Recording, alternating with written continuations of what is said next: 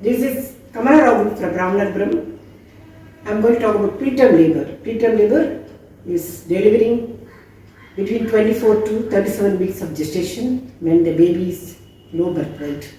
It is contributing towards 10 to 15% of the perinatal mortality. So we are very much worried because the baby is low birth weight in preterm labor. It is leading to asphyxia neonatal, respiratory distress syndrome, and increased incidence of physiological jaundice.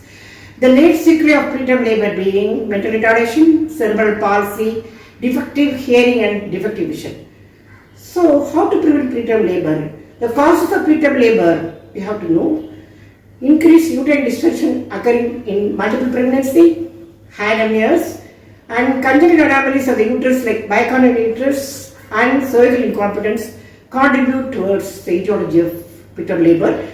Maternal diseases like anemia complicating pregnancy, gestational diabetes, pregnancy-induced hypertension, and antepartum hemorrhage contribute towards the etiology of preterm labor. And history of previous preterm labor also we have to have in mind when we are taking the history from the patient.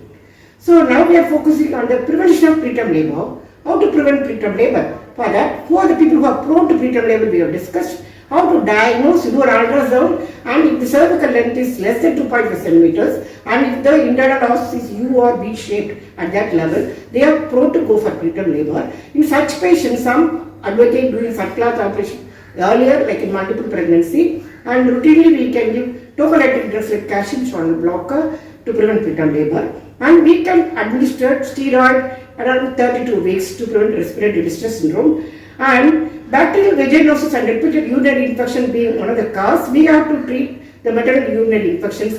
We can give prebiotic in the antenatal period for a prolonged period to prevent preterm labor. When the patient comes with preterm labor, we have to how to treat. That is first prevention. Now how to treat preterm labor. When she comes, you just admit her, give her complete bed rest, and we can start on steroid. First steroid to prevent respiratory syndrome. That is dexamethasone 16 mg intravenously we have to give at 24 hours interval so that the patient's baby's lung will get matured and prevention of respiratory distress syndrome is possible. And we have to give tocolytic drugs to stop the uterine contractions, retruding in the form of intravenous drip, and calcium channel blocker like a calcicot 20 mg every 20 minutes 4 times, then followed up with 4 times.